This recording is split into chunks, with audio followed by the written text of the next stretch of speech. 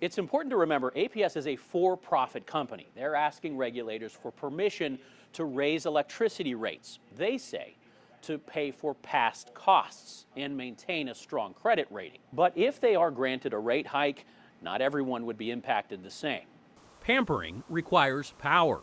We've got a lot of equipment, a lot of technology that we're running. The Hills Beauty Experience in Scottsdale is one of more than 500,000 small businesses in Arizona.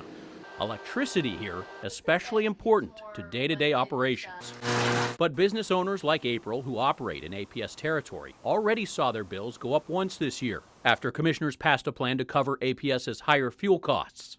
And it's sort of shocking to see the jump. Now APS is requesting more, a rate hike that the utility claims is necessary to keep up with growing demand. But it's not the same for everyone. APS says the rate increase would result in an average bump of 11.3% to homeowners, between 10 and 11% for schools and churches, 11% for medium-sized businesses, 7.2% for extra-large businesses, and this caught our attention most, 13.5% increase for small businesses. We already have a bill that's gone up so tremendously, so to think it's going to go up even more is definitely a scary thought. APS tells 12 News it uses a rigorous process to determine what our rates should be based on the cost to serve different types of customers. They say larger businesses are actually consuming much more energy and paying much more of the overall pie. I think the optics are bad. Rick Murray of the Arizona Small Business Association says that shouldn't be a reason to ask small businesses to pay more. A lot of them are operating already on small margins. When you see 7% or so for large business versus 13% for small business, that just doesn't look right. Another major player in Arizona, the Arizona Chamber of Commerce, is actually siding with APS, telling the commission they should get what they requested. Chamber President Danny Seiden says he trusts that APS's rate request is necessary. What I listen to them say that we need more investment. We need more investment to, overall reduce costs going forward, to provide the energy that the marketplace is demanding. I believe them.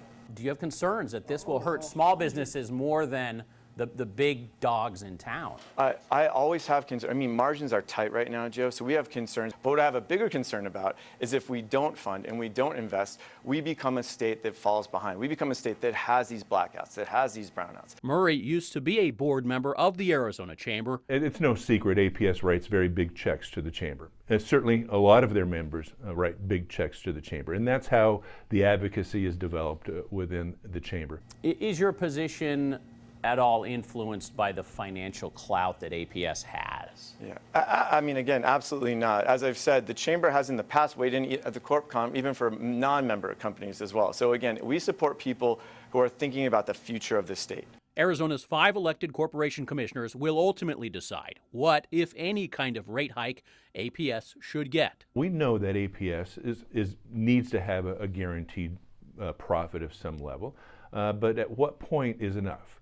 Would you be willing to change your position if, when this process is said and done, there becomes more evidence that shows APS can do this with a lower increase than they're asking? No, it's a great hypothetical, and how I would answer that is this. That's why we have this process. We'll see the arguments that come in contrary. We'll see the evidence that is presented contrary. We'll look to hear from other business, whether large or small, that might have a differing opinion of this once it's all factored in. This entrepreneur has a message for commissioners. When you hit us the hardest with those price increases, we have to make really sad decisions, whether that's cutting staff or even closing our doors. So I'd ask them to think again. Joe Dana, 12 News.